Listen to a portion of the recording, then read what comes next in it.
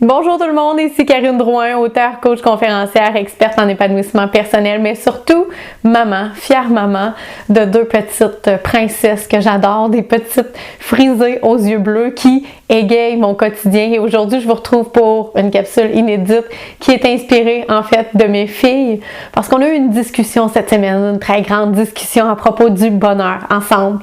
Et puis, on se posait la question, tu sais, qu'est-ce que c'était le bonheur?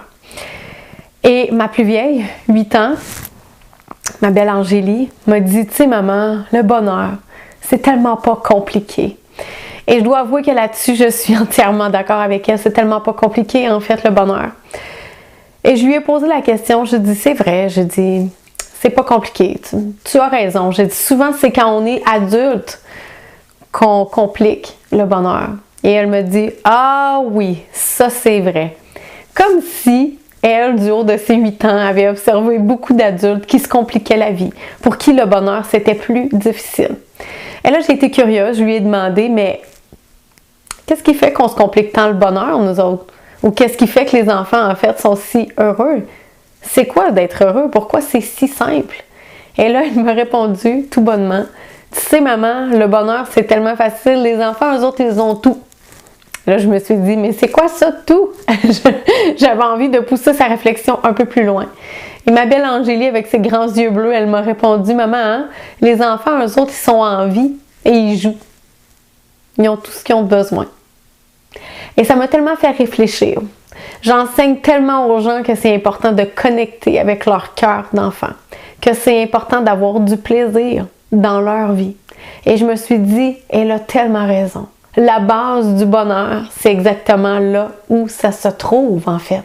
Donc, si tu es à l'écoute présentement, est-ce que tu es en vie? Donc, visiblement, oui, parce que tu es à l'écoute, parce que tu es là, on partage ce moment-là ensemble. Mais l'ultime question que j'ai pour toi, c'est est-ce que tu t'amuses?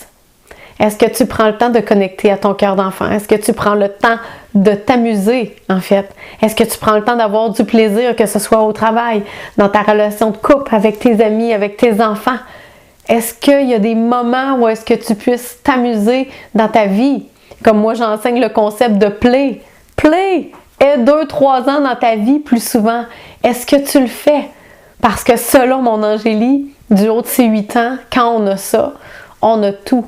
Quand on est capable d'avoir accès à la vie, quand on est capable d'avoir accès à une journée supplémentaire et quand on est capable de jouer, nécessairement, on va avoir le bonheur plus facile.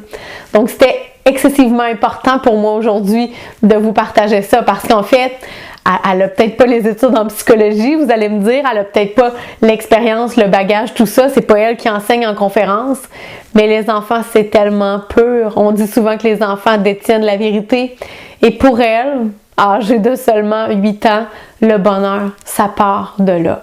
Donc, j'espère que vous allez faire bon usage de ces précieux conseils. Moi, en tout cas, même en tant que maman, en tant qu'intervenante ou en tant qu'experte dans le domaine, ça m'a permis de me rasseoir, d'avoir une bonne réflexion à nouveau et de songer à encore plus jouer, à encore plus me connecter avec elle, encore plus me connecter avec mon cœur d'enfant et de me souvenir qu'il ne faut pas perdre ça. Même quand on devient adulte, même quand il y a un moule, même quand on est amené à un peu plus se conformer, mais de revenir à ça de temps à autre.